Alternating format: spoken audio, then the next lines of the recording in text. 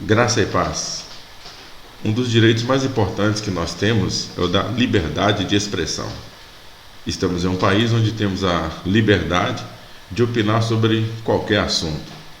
Muitos assuntos são polêmicos, mas apesar disso, estão presentes na roda de amigos, em reuniões familiares, até mesmo nas salas de aulas, em faculdades.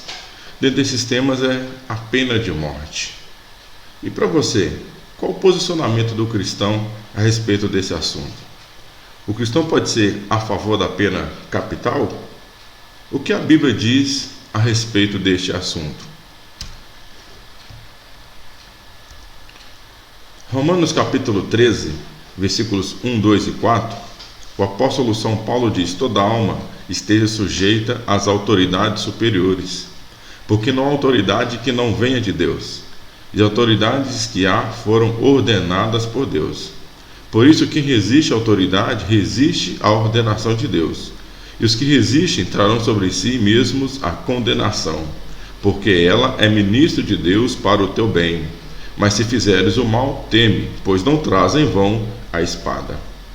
Aqui o apóstolo já nos diz que toda autoridade vem de Deus. Deus instituiu o governo para o bem da sociedade e deu um instrumento ao governo para que pudesse governar. E esse instrumento é a espada. Linguagem bíblica, a espada aqui simboliza a pena de morte. Isso mesmo.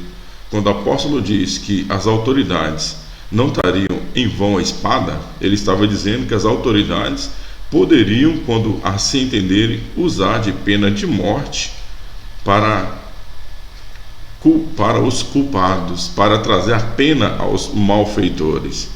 Se formos analisar o texto de Atos 12, 1, versículo 2, diz: e por aquele mesmo tempo o rei Herodes estendeu as mãos sobre alguns da igreja para os maltratar, e matou a espada Tiago, irmão de João.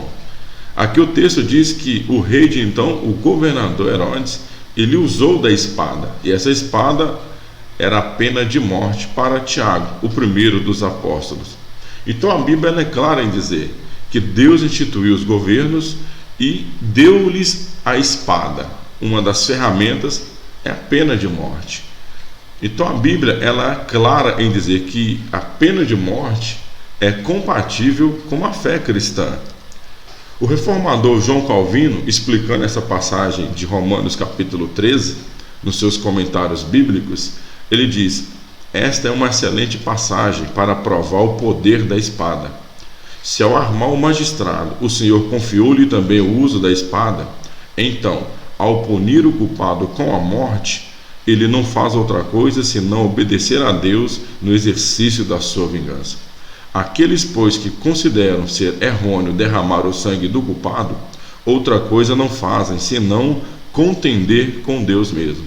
Para o reformador de Genebra, quando o governo pune alguém com a pena de morte, ele está obedecendo à instituição de Deus. Ele está obedecendo a Deus no exercício de sua vingança. Já na época de Calvino, existiam alguns irmãos que achavam errado esse posicionamento. Então Calvino diz que para essas pessoas, eles estão contendendo contra o próprio Deus. Então a posição calvinista ela é a favor da pena de morte. Não acha errado, muito pelo contrário, é a linguagem bíblica, está de acordo com os padrões bíblicos. E não foi apenas João Calvino.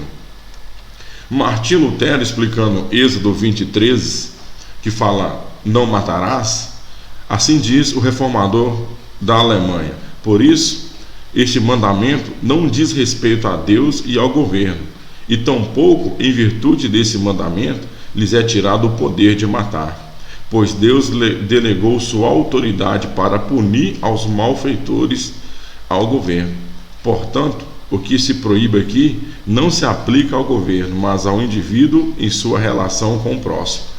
Então, Martim Lutero, ele interpretando o não matarás, ele diz que se não matarás não diz respeito ao governo, porque o governo ele tem o direito dado por Deus de tirar a vida dos malfeitores em algumas ocasiões. O não matarás não se aplica ao governo, mas ao indivíduo.